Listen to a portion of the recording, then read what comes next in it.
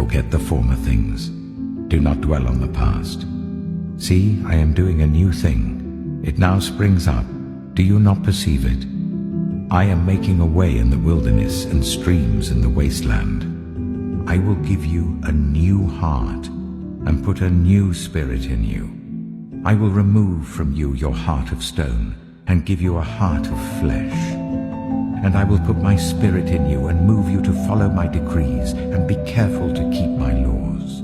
Then you will live in the land I gave your ancestors. You will be my people, and I will be your God.